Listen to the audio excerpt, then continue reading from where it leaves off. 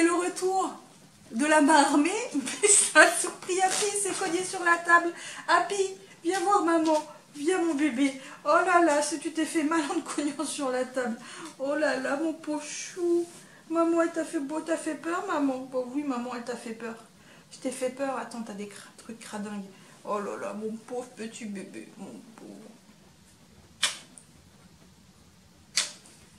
Allez, c'est bon, je suis en train de tourner une vidéo du coup. Secoue-toi un peu, couche-toi. Bref, on y va.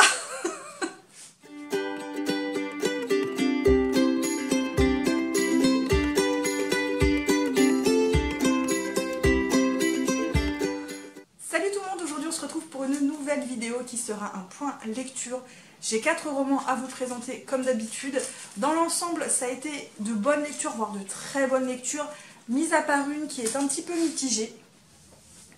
Et je m'excuse de ma tenue parce qu'il fait très chaud et en plus j'ai fermé la fenêtre de ma chambre parce que je sais pas ce qui se passe, mais aujourd'hui les voitures elles déboulent, elles n'arrêtent pas et ça fait vraiment beaucoup de bruit, donc je vais certainement légèrement fondre en cours de vidéo, hein. Voilà, bref, on y va, on commence. Je commence du coup par le 3e tome de journal La Nassa Sainte, donc Cheval de Troie de Martha Wells, publié aux éditions La Talente.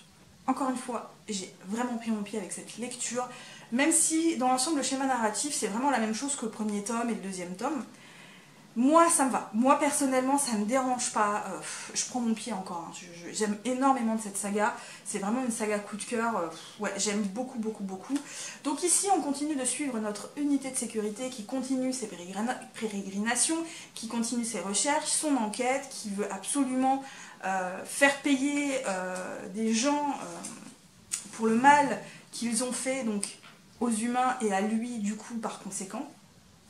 Et il veut également protéger les humains qu'on rencontre dans le 1er tome, parce que évidemment on apprend tout plein de choses dans les tomes précédents, et encore une fois on va en apprendre pas mal dans ce tome. Il va encore y avoir pas mal de rebondissements, des situations littéralement désespérées, des petites révélations, pas mal d'actions, et ça encore une fois c'est juste, moi j'adore, personnellement j'adore. Donc ici on va rencontrer d'autres personnages que notre unité de sécurité va encore une fois protéger. Si vous voulez, quand il arrive dans cette planète qu'il voulait absolument rejoindre, il va se rendre compte qu'il n'est pas tout seul, qu'il y a d'autres humains qui sont notamment accompagnés d'un robot appelé Mickey, et lui, pour pas se faire choper, va se faire passer encore une fois pour ce fameux spécialiste de la sécurité et vouloir les protéger.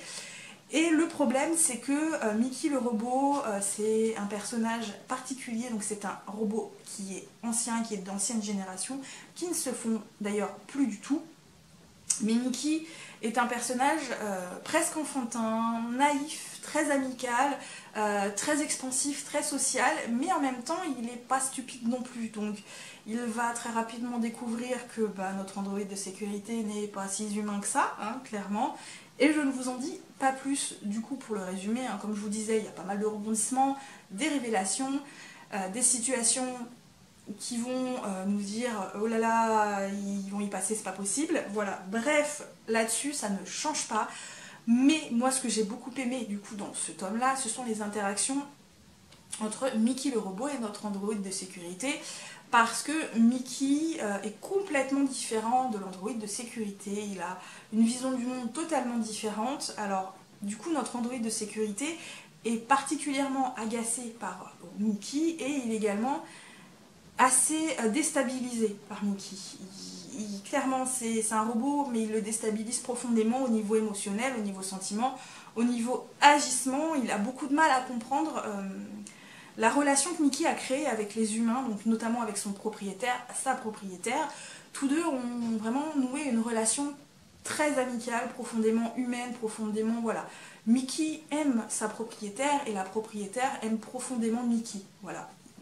Tous les deux ont une véritable relation très amicale, parce que finalement on apprend très vite que l'humaine a grandi avec Mickey. Mickey c'était son robot de compagnie, et elle a vraiment grandi avec lui, et c'est un robot qui l'a toujours accompagné, et elle l'aime profondément. Et notre unité de sécurité, lui, il comprend pas cette relation, il a beaucoup de mal avec cette relation.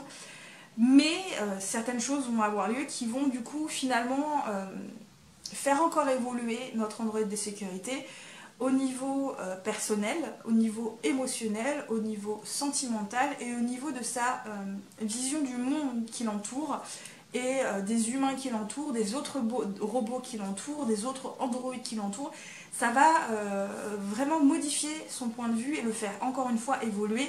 Et donc là, dans ce tome, on a une véritable, je dirais, évolution finalement de notre Android de sécurité. Et franchement, j'ai beaucoup aimé. Par contre, la suite présage encore une fois pas mal d'actions, pas mal de rebondissements, des évolutions, des révélations. Et franchement, j'ai hâte de lire la suite encore une fois. Je continue du coup par le premier tome de Thrakmor, donc ici le proscrit de Simon Ergrim, publié aux éditions Milady. Et c'était trop bien.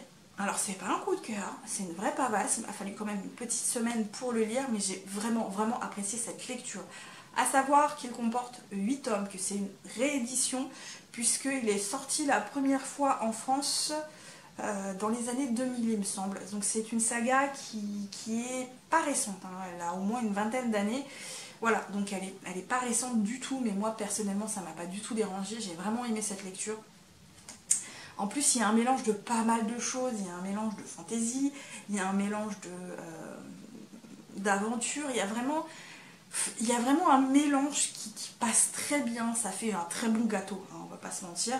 Donc ici on est dans de l'ASF Space Opera, on va suivre Owen Thrakmor notamment, puisqu'on ne va pas suivre que lui, mais c'est un peu le personnage central, si vous voulez. C'est vraiment un peu le personnage central, parce que tout va finalement le relier à tous les autres personnages. Mais ce n'est qu'un premier tome, donc pour l'instant j'en sais pas plus. Alors comme je vous disais, on suit Owen Thrakmor. Owen Thrakmor est l'héritier de la famille Thrakmor. C'est lui qui reprend la succession à la suite du décès de son père, qui a été littéralement assassiné. Il le sait, mais il s'en manque un petit peu, hein, puisque lui il n'a pas envie de suivre ses traces. Owen n'a pas envie de devenir un soldat, il n'a pas envie de devenir un guerrier, il n'a pas envie de tout ça. D'ailleurs, il s'est expatrié à la limite de l'Empire, donc sur une planète agricole où il n'y a pas grand chose qui se passe, parce qu'il est historien et lui tout ce qu'il veut c'est continuer d'écrire les livres sur l'histoire du monde. Voilà. Tant qu'on lui fout la paix, il est heureux le Owen. Sauf que l'impératrice donc de tout le royaume et de pas mal de planètes est, on va dire, une véritable despote, tyran, et autant vous dire que vous n'avez pas intérêt à devenir son ennemi, hein, clairement, a décidé de mettre la tête à prix d'Owen, voilà, et donc lui retire tous ses titres et le pourchasse pour le faire tuer, voilà, sauf qu'Owen il comprend pas pourquoi, Owen ne comprend pas pourquoi tout d'un coup la reine, l'impératrice veut le tuer, voilà, il ne comprend absolument pas et il n'a pas d'autre choix du coup que de fuir, et dans sa fuite va rencontrer évidemment d'autres compagnons. Je ne vous en dis pas plus, on va en rester là pour le moment parce que c'est quand même un pavé et c'est beaucoup plus que ça. En gros je vous dis un peu le résumé, hein, clairement. Donc ce premier tome fait quand même 700 pages il me semble, ouais, 700 pages. Et c'est une grosse mise en place de l'univers, mise en place des personnages, mise en place de l'intrigue.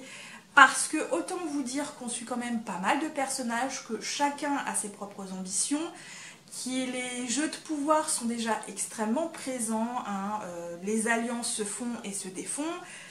Il y a des traites partout, on ne sait pas à qui se fier, et c'était franchement trop cool. Parce que dans l'Empire, autant vous dire que personne n'est à l'abri, voilà. Aussi bien les riches que les pauvres, les nobles que les simples ouvriers. On suit également des rebelles, donc des clones, des extraterrestres, des espèces de créatures qui ont été créées par l'Empire. Enfin bref, on suit tout un panel de personnages et il y a des enjeux en fait politiques, des jeux de pouvoir, des envies de chacun. Chacun en fait fomente son propre petit jeu pour essayer d'arriver à ses fins. Donc en fait chacun a sa propre ambition. On sait plus ou moins ce que certains veulent, d'autres on ne sait pas trop pourquoi ils se battent. Donc voilà, il y a vraiment toute une mise en place de tous ces jeux de pouvoir, de tous ces complots, de ces alliances. À un moment, on a une alliance, puis l'alliance se défait, puis un nouveau rebondissement. Et franchement, ça, c'était trop bon. Franchement, les alliances, les mésalliances, les rebondissements, les complots, les retournements de situation, franchement, j'ai juste surkiffé. Franchement, ça, j'ai juste complètement surkiffé.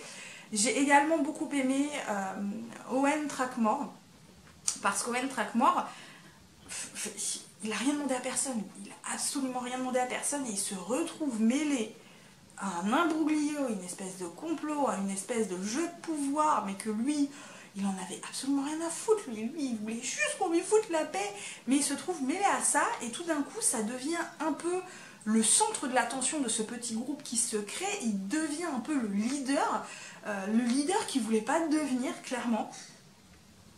Et dans ce premier tome, il va également pas mal évoluer, il va y avoir pas mal de rebondissements concernant du coup Owen Trackmore, puisque je vous dis, c'est pas le seul personnage qu'on suit. Hein. Finalement, dans ce premier tome, il n'a pas une énorme place, je trouve, mais il a quand même une place. Voilà, il prend pas le dessus sur les autres personnages qui sont également extrêmement importants.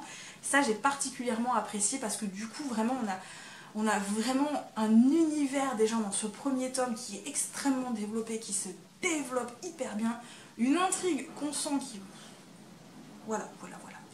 Comment vous dire que j'ai énormément aimé, je peux pas trop vous en dire parce que j'ai peur de vous dévoiler pas mal de choses et il y a tellement de choses également déjà rien que dans ce premier tome que ouais franchement j'ai beaucoup aimé, j'ai d'ailleurs déjà le deuxième tome hein, clairement parce que je pense que ça va être lu dans les prochains mois parce que j'ai vraiment beaucoup aimé ce premier tome. Je continue du coup avec Rose éternelle de Ophélie Duchemin, donc publié chez Plume Blanche. Donc c'est l'une de mes dernières lectures, donc l'une de mes lectures les plus récentes. Et c'est celui-ci où j'ai un avis plus ou moins mitigé. Voilà, j'ai un avis plus ou moins mitigé sur ce roman. Ça n'a pas été une catastrophe, mais voilà, j'ai un avis mitigé. Hein. J'ai apprécié certaines choses, mais d'autres moins. Donc c'est clairement une réécriture de La Belle et la Bête, et là on ne peut pas se planter. Hein. On a la Belle et on a la Bête. Voilà. Donc ici on suit Méliane qui suite à une situation au début du roman, va se retrouver à vouloir aller demander de l'aide au roi et à la reine, sauf qu'elle va se retrouver prisonnière de la Bête. Voilà. Je vous en dis pas plus, hein, là vous n'avez pas besoin de savoir plus, c'est vraiment le speech de La Belle et la Bête, hein, clairement. Alors, au niveau de la romance, parce que c'est clairement une romance, ouais, j'ai pas spécifiquement particulièrement aimé la romance. Voilà, il n'y a rien de... Ouais, la romance m'a pas hypé de fou, hein, clairement. Hein. Moi, la romance, m'a pas hypé du tout. J'ai beaucoup aimé, par contre, le côté politique, le côté jeu de pouvoir, le côté coup d'état, le côté complot, le côté le pays est en danger. Tout ça, j'ai vraiment bien aimé parce que finalement... c'était très sympathique, c'était très bien fait, ça j'ai vraiment bien aimé. Mais la romance, qui est quand même une grosse partie du roman, ouais, m'a laissé froide. La romance m'a laissé froide, la romance m'a vraiment laissé froide. Je sais pas, j'ai pas accroché à cette romance, peut-être parce qu'il y avait un peu trop de mièvrerie, peut-être parce que bah, c'est une réécriture de La Belle et la Bête, et finalement on connaît déjà le fin mot de l'histoire, donc... là-dessus, c'est pas franchement très innovant. Hein. Vraiment, le côté réécriture de La Belle et la Bête, où il faut que la Bête tombe amoureux pour de redevenir un humain, et que la Belle tombe finalement amoureux de la Bête. Franchement, là-dessus, c'est basique. Ça n'a pas été renouvelé, c'est complètement basique. C'est peut-être pour ça que ça m'a laissé froide. Et il y a quelque chose qui m'a quand même pas mal exaspérée, c'est au niveau de Méliane. Alors Méliane, c'est un personnage qui... assez fort, qui ne se laisse pas se marcher sur les pieds, qui a quand même beaucoup de répondants. Ça par contre c'est vrai que j'ai plutôt bien aimé par rapport aux interactions avec la Bête. C'est vraiment pas un personnage qui se laisse marcher sur les pieds. J'ai bien aimé, donc c'est un personnage qui s'est quand même tiré à l'arc, c'est pas juste la princesse en détresse qu'il faut sauver, ça j'ai bien aimé, mais c'est quelque chose qu'on n'arrête pas de nous répéter à longueur de temps. Voilà. C'est un personnage qui ne se laisse pas marcher sur les pieds, tout le monde le dit, tout le temps, à longueur de temps. Et au bout d'un moment, c'est bon les gars, on a compris, ça fait 10 chapitres que vous nous le répétez. On le sait, c'est une nana super belle, c'est une nana qui ne sait pas marcher sur les pieds, tout ce que vous voulez, mais à un moment on a compris. À un moment on a compris. Et également j'ai un personnage que j'ai pas aimé. Donc c'est un peu une méchante, un peu la rivale si vous voulez de la Belle. Mais que j'ai trouvé finalement hyper caricaturale. Voilà, j'ai trouvé que c'était une méchante. Elle n'a pas vraiment de... Ouais, voilà, il n'y a pas d'épaisseur, il n'y a pas de nuance avec ce personnage. Je trouvais ça un peu dommage. J'ai trouvé ça un peu dommage. Donc voilà, j'ai beaucoup aimé le côté politique, univers qui se développe. Ça, franchement, j'ai bien aimé. Mais la romance qui compose la moitié du roman, c'est pas passé. Voilà, avec moi, c'est pas passé. Tant pis. Et je termine du coup par le premier tome de Calam, donc Les Deux Visages de Paul Béorn, publié ici chez Brajlon dans leur grand format. Et c'était trop bien. Voilà, c'était trop bien. Alors c'est pas un coup de cœur, mais c'était super quoi. On a une superbe intrigue, on a, même si c'est simple et c'est tellement bien raconté, la plume de Paul Béorn est tellement fluide, tellement facile à suivre, c'est tellement bien écrit. Franchement, on peut qu'aimer, hein, clairement. D'ailleurs, beaucoup de gens ont aimé ce premier tome, et je le comprends parfaitement. D'ailleurs, le deuxième tome, apparemment, il est aussi bien. Je l'ai commandé, mais ils l'ont toujours pas reçu à la librairie. Il va être temps, parce que je le veux, hein, clairement. Donc ici, on va dire que l'histoire commence par la fin. Voilà, à la fin, on suit des rebelles qui arrivent à la capitale pour renverser le roi, sauf que ça va foirer, et donc on va suivre Maora, qui est le bras droit du big chef des rebelles, qui va se retrouver en prison et qui va devoir raconter l'histoire de ce chef rebelle avant d'aller être exécuté. Je ne vous en dis pas plus, vous n'avez pas besoin d'en savoir plus, je préfère vraiment vous laisser découvrir l'intrigue, le pourquoi du comment, pourquoi il y a eu une rébellion, pourquoi c'était une armée de femmes, pourquoi Maora était la bras droit de ce chef rebelle, qui était ce chef rebelle. Je vous laisse vraiment découvrir parce que finalement c'est des petites révélations qui arrivent en touche pile au bon moment dans ce premier tome et c'était vraiment super bien fait. Alors, plus on apprend sur les personnages, plus on est obligé de les aimer.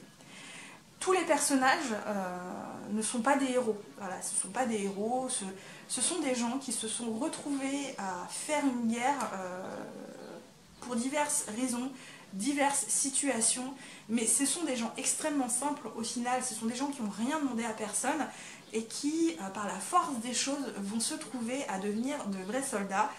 Et c'était... voilà, on ne peut que s'attacher à ces personnages-là, on ne peut que s'attacher à Maora, on peut que s'attacher à Dalad. Ce ne sont pas des personnages...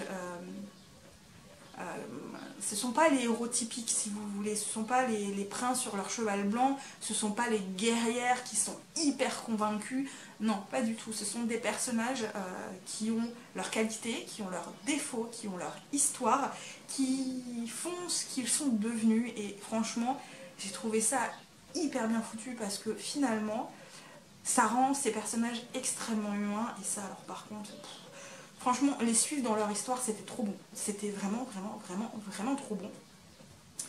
Et en parallèle on est dans le présent et il se passe des choses dans le présent, voilà, il se passe des choses dans le présent qui présagent que la suite ça va faire boob, voilà, je ne vous en dis pas plus pour ça.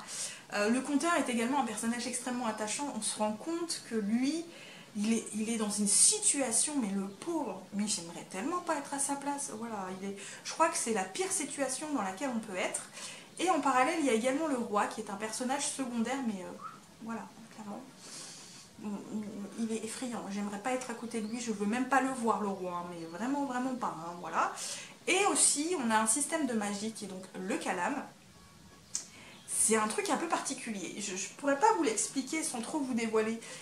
C'est quelque chose d'assez particulier, c'est un système de magie très particulier et d'ailleurs qui est extrêmement original et extrêmement bien fait. Mais comment vous dire, des fois vous êtes touché par le Calam et vous devenez un autre. Voilà, vous devenez un autre. Voilà, et je peux pas vous en dire plus pour pas vous spoiler, pour pas vous dévoiler parce que ce roman vraiment, il faut le lire, il faut le découvrir et pour pas vous en dévoiler quoi. Mais c'est vraiment bien fait, l'intrigue est extrêmement bien foutue, les personnages sont hyper attachants, on n'a pas le temps de s'ennuyer, il y a des petites révélations qui en fait finalement sont... Voilà, on se dit « What ? Mais c'est quoi ?» et en fait c'est disséminé dans tout le roman, ce qui fait qu'on n'a pas toutes les révélations à la fin et franchement c'était trop bien. Franchement, il faut le lire, c'est trop bien. Et voilà, j'en ai du coup terminé pour ce point lecture. J'espère que cette vidéo vous a plu. N'hésitez pas à laisser des petits commentaires, me dire ce que vous en avez pensé. Si vous avez lu les romans, dites-moi si vous avez aimé ou non. Moi, comme d'habitude, je vous souhaite de très très bonnes lectures.